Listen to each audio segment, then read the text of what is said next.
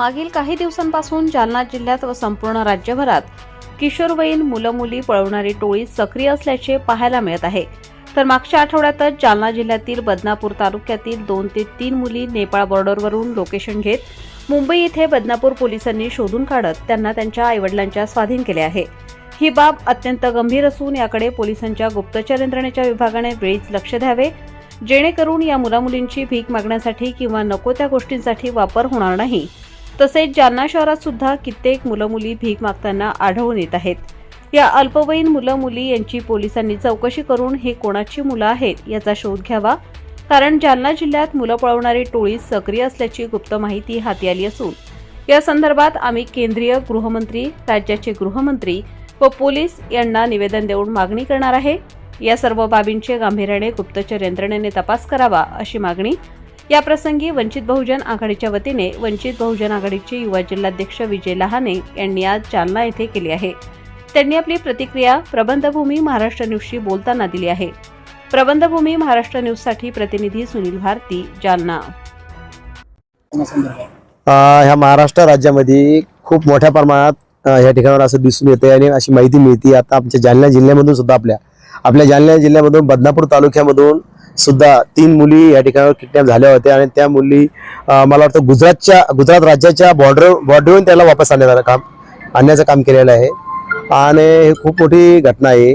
आणि अशा घटनेवर जर गृहमंत्री त्याला जे गुप्त हेड असते त्या गुप्त हेडच्या लोकांनी सुद्धा याच्यावर बारकाईने लक्ष करून याची तपास करायला पाहिजे। आणि या जालन्यामधून जर मुली गेल्या असतील आणि आता परत या ठिकाणावर भीतीचं वातावरण ग्रामीण भागामध्ये, शहरी भागामध्ये निर्माण झालेलं आहे।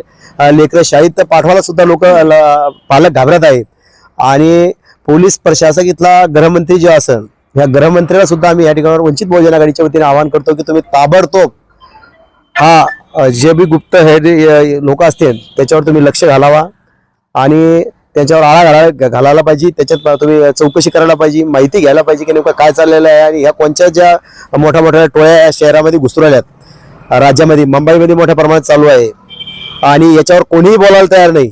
इकडून तिकडून वंचित बहुजन आघाडी अशा प्रश्न घेऊन रस्त्यावर उतरते। तर कालच आमचं मुंबईमध्ये एक आंदोलन झालं आणि आंदोलन ते दाबण्याचा इथल्या प्रशासकाने त्या ठिकाणावर कोशिश केली ते आंदोलन हाणून पाडण्याचा, त्याचा सुद्धा आम्ही निषेध करतो। आम्ही दोन्ही प्रकरणामध्ये आता या ठिकाणी निवेदन आम्ही टाईप करून ठेवलेलं आहे। आम्ही गृहमंत्र्याला निवेदन पाठवत आहे, केंद्रीय गृहमंत्र्याला सुद्धा निवेदन पाठवत आहे आम्ही वंचित बहुजन आघाडीच्या वतीने। आणि उद्या आम्ही जालन्याच्या SP आणि कलेक्टरच्या मार्फत गृहमंत्री, केंद्रीय गृहमंत्री, राज्य गृहमंत्री आणि त्याच्यानंतर आयुक्त औरंगाबाद पोलीस विशेष महासंचालकाला सुद्धा आम्ही निवेदन देणार आहे की या 7ही जिल्ह्यामध्ये भीतीचं वातावरण तयार झालेलं आहे। ऊसतोड कामगार जे लोक असतील त्यांचे लेकरं सुद्धा मोठ्या ऊसाच्या थडगं चालू असतात, ते तोडीच्या कामामध्ये लोक खोपडीमध्ये लेकराला सोडून जातात, त्यांच्या सुद्धा भीतीचा एक माणूस त्यांच्यावर राखण ठेवण्याचं काम त्या ठिकाणी चालू आहे।